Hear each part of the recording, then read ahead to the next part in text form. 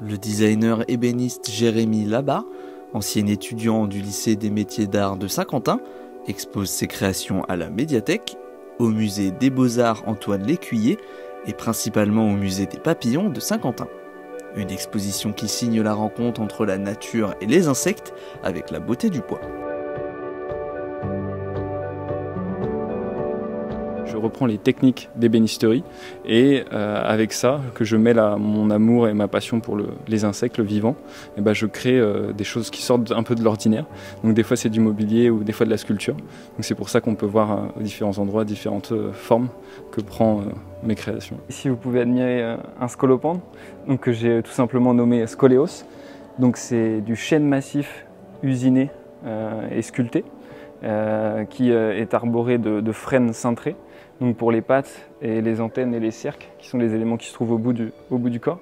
Et en fait, l'entièreté de la pièce est articulée.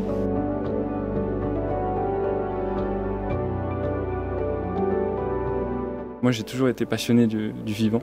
Le lien avec le vivant, j'ai grandi là-dedans. Et après, l'ébénisterie est arrivé et c'est devenu vraiment une deuxième passion.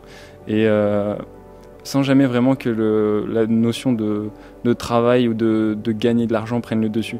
C'est toujours resté de la passion, en fait, de la nécessité de créer. C'est parti de là.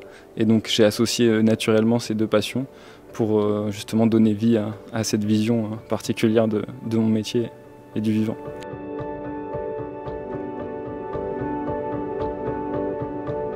Pour moi, c'est vraiment très intéressant.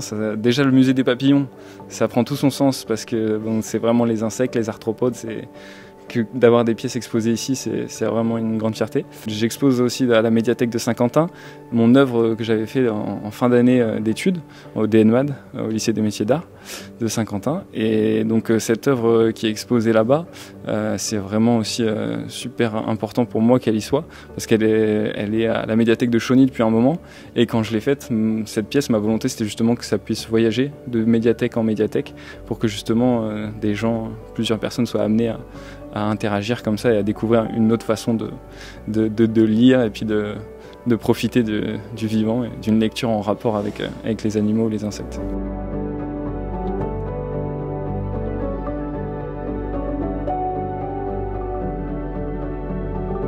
Donc si vous êtes intéressé par les insectes, par la façon dont on crée les choses, on travaille, le dessin, la modélisation, et là vous allez apprécier regarder ces œuvres et découvrir un peu le vivant d'une autre manière et découvrir un métier que vous connaissez peut-être pas, qui est le travail du bois, l'ébénisterie. Une exposition à découvrir jusqu'au 21 septembre dans ces 3 lieux différents.